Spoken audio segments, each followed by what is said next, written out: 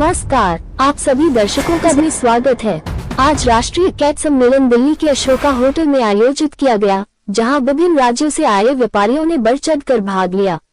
वहीं इस आयोजन में स्मृति ईरानी, कैबिनेट मंत्री कैट के प्रवीण खंडेलवाल तथा कैट के वरिष्ठ व्यापारियों ने शिरकत ली। जहां व्यापारियों को जो व्यापार में परेशानियां आ रही थी, उसी परेशानियों को लेकर व्यापारियों के साथ मिलकर विचार विमर्श किया गया।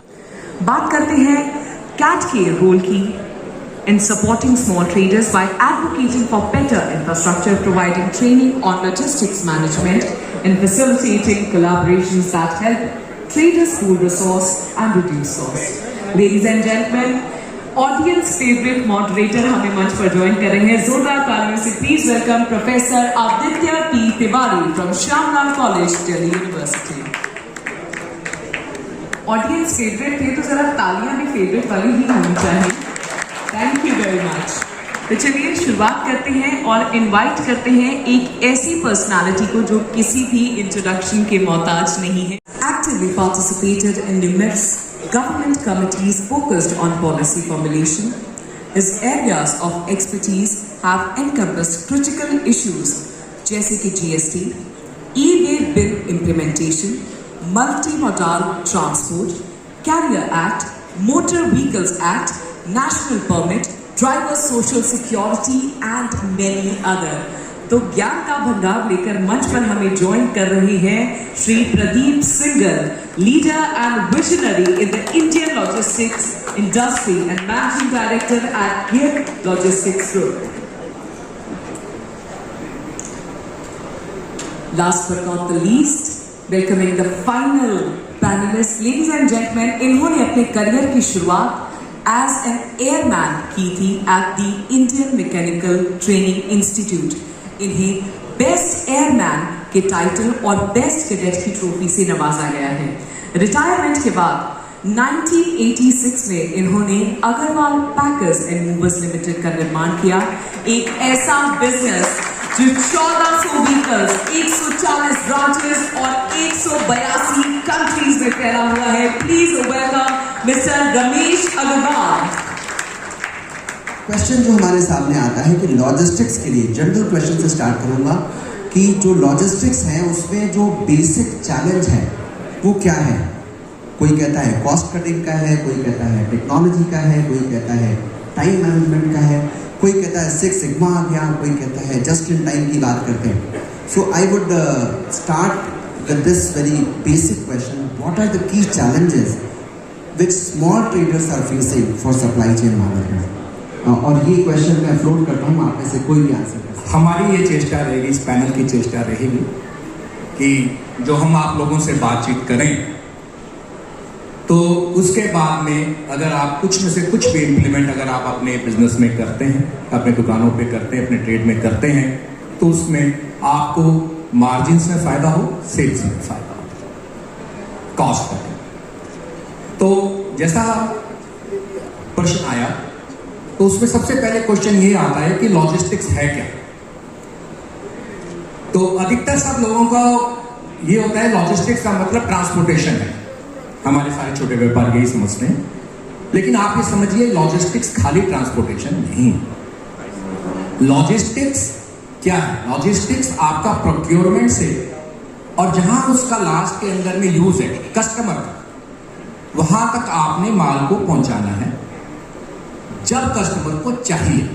सेकंड जो एस्पेक्ट हम लोग भूल जाते हैं लॉजिस्टिक्स के अंदर में, वो है फ्लो ऑफ इंफॉर्मेशन।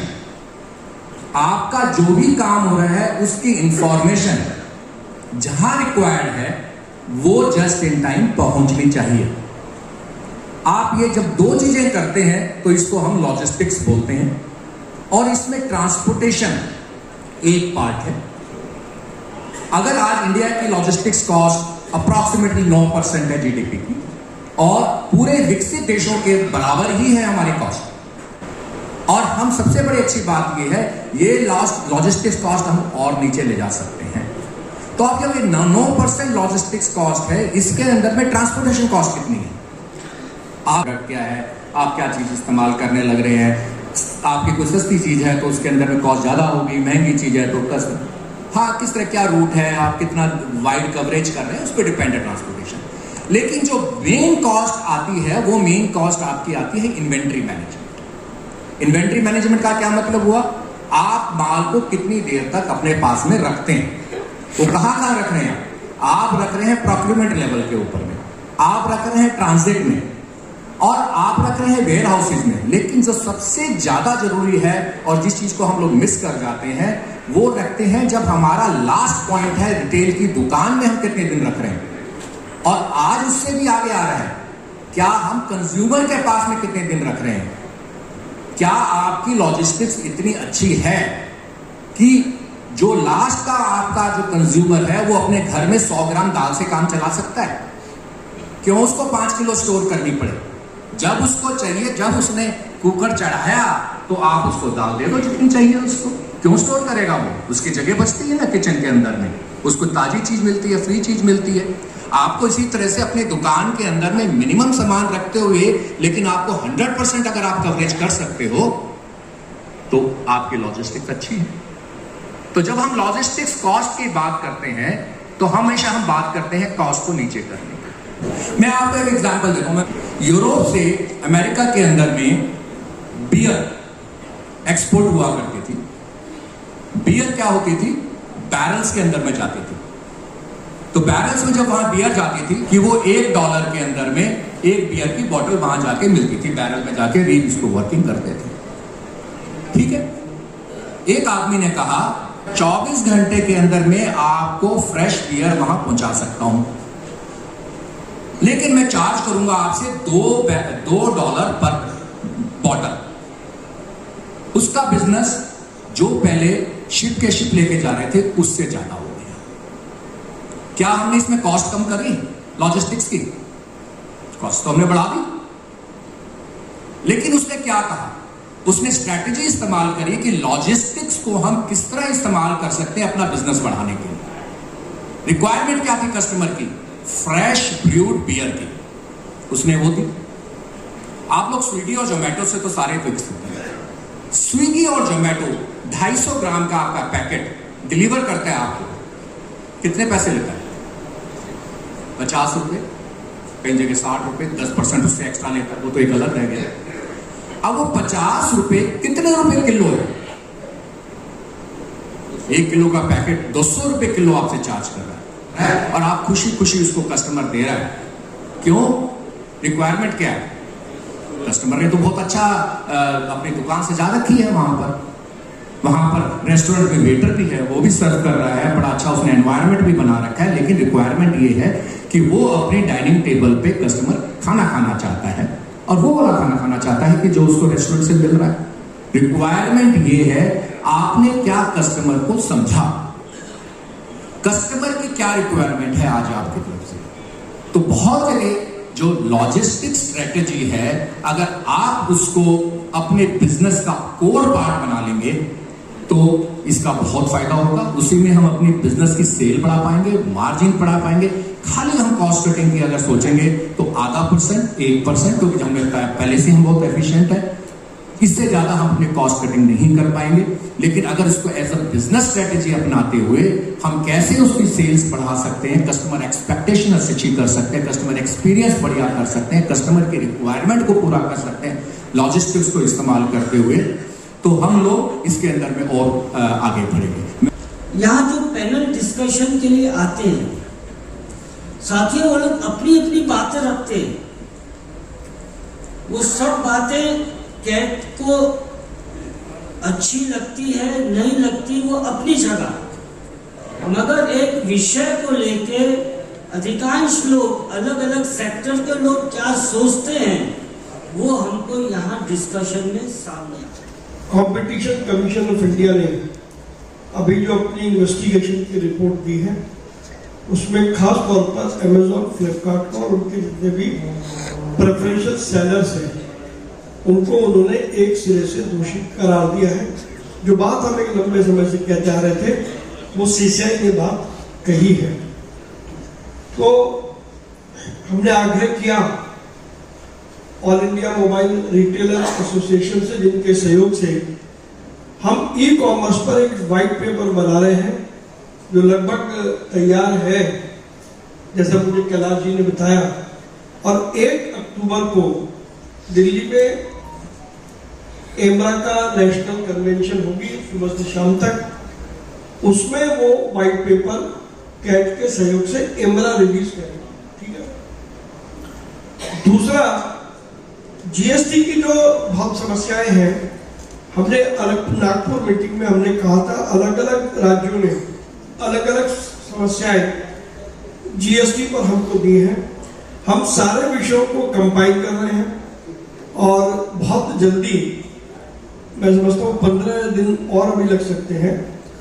उसके बाद जीएसटी पर ओवरऑल एक व्हाइट पेपर कैट प्रकाशित करने जाएगा, जिसकी कॉपी हम वित्त मंत्री निर्मला सीतारमण जी को और बाकी सब लोगों को देंगे। और हमारी एक उसमें जो मुख्य आग्रह है वो है कि 6 साल हो गए जीएसटी को लगे हुए, उसके खट्टे मीठे अनुभव हमें भी हुए और खट्टे मीठे अनुभव सरकार को भी हुए। तो उन सारे विषयों पर एक अधिकृत व्हाइट पेपर जीएसटी पर हम करेंगे। उसके बाद उस व्हाइट पेपर को हम एक बार प्रयास करेंगे कि माननीय प्रधानमंत्री श्री नरेंद्र मोदी जी को भी वो व्हाइट पेपर दिया जाए। उसके अलावा सभी राज्यों के मुख्यमंत्रियों को, वित्त मंत्रियों को, जीएसटी कमिश्नर को और प्रिंसिपल सेक्रेटरी फाइनेंस को वो कॉपीज हम देंगे। और एक बार नए सिरे से हम लोग जीएसटी को लेकर के थोड़ा एग्रेसिव होंगे, ताकि कुछ चीजें ऐसी हैं जो जीएसटी की अगले साल 2025 का जब बजट आए तो कुछ ऐसे अमेंडमेंट हैं जो केवल बजट में ही हो सकते हैं। तो ये कि हमारे पास काम है जो हमें आने वाले समय में अपने अपने यहाँ पर शुरू करना पड़ेगा। एक बार वो व्हाइट पेपर तैयार हो जाए तो फिर उसके बाद उसको रिलीज करने का एक बड़ा भव्य कार्यक्रम बनाएंगे और उसको रिलीज करेंगे। तब तक इस बीच में यदि आप में से किसी के पास भी जीएसटी को लेकर के कोई इनपुट है या कोई विषय है, तो 1 अक्टूबर तक आप वो कैट के ऑफिस में भेज देंगे तो हम उसको भी व्हाइट पेपर में समाहित कर लेंगे। तो मुझे पूरी उम्मीद है कि आने वाले महीने या 2 महीने में वो डिसीजन हो जाएगा और फिर हमारी बहुत सारी समस्याएं डिस्ट्रिक्ट लेवल पर ही। आप जो यहाँ पर आए, आप किस प्रकार का प्रतिनिधित्व कर रहे हैं? आज कैट के राष्ट्रीय आह्वान पर 2 दिवसीय आयोजन में मध्य प्रदेश प्रभारी राजेश अग्रवाल करीब 80 लोगों को लेकर मध्य प्रदेश से आए हैं, जिसमें विभिन्न प्रकार की समस्याओं से अवगत कराया गया। ऐसी क्या समस्या है जो व्यापारियों को इतने दूर से चल के आना पड़ रहा है? जैसे आज बड़ी जो ई कॉमर्स कंपनियां हैं, फ्लिपकार्ट हुआ, अमेजन हुआ, इनको एचडीएफसी, एसबीआई बैंक विशेष प्रकार की सुविधा देती है और रिटेल व्यापारी आज भी लाचार है, आज भी बेबस है। इसी तरह से आज जो एम्पावर फीमेल ट्रेडर्स हैं, उनको कोई विकसित नहीं किया जा रहा है। नेविगेशन यूथ भी आज की डेट में सही दिशा नहीं चल रही है। तो इस तरह की विभिन्न समस्याओं को लेकर आए थे, जिसका स्मृति ईरानी जी को हमने बताया है। उन्होंने आश्वासन दिया है कि ठीक जल्द ही व्यापारियों की समस्याओं को दूर किया जाएगा। और जैसे जीएसटी में आज अधिकांश चीजों का पालन कैट के माध्यम से हो रहा है, उसमें भी उसको जो है बढ़ावा दिया जाएगा। कैट के राष्ट्रीय आह्वान पर दिल्ली अधिवेशन में भारतवर्ष से 350 से अधिक पदाधिकारीगण आए हैं, जिसमें व्यापारियों की प्रमुख रूप से समस्याओं से उनको अवगत कराया गया है। व्यापारियों की समस्या एवं उनके मोटिवेशन के लिए आज प्रमुख रूप से आए हैं, जिसमें प्रमुख रूप से जो एमएसएमई इकाइयां हैं जो टेक्नोलॉजी में अनेबल हैं, उससे उनको अवगत कराया गया। जो एम्पावर वुमेन्स ट्रेड है उसको कैसे विकसित किया जाए उस पर प्रकाश डाला। साथ ही पावर नेविगेशन यूथ पर भी विशेष रूप से चर्चा की गई। साथ ही भारत के व्यापारियों को कैसे विकसित किया जाए और कैसे एडवांस बनाया जाए, और ई कॉमर्स कंपनियां हैं जो प्रमुख रूप से रिटेल व्यापारियों को तकलीफ दे रही है, उसको कैसे विकसित किया जाए उस पर भी प्रकाश डाला। साथ ही हमारी कैट की राष्ट्रीय संरक्षक स्मृति ईरानी द्वारा वार्षिक गैदरिंग की भी आज घोषणा की गई।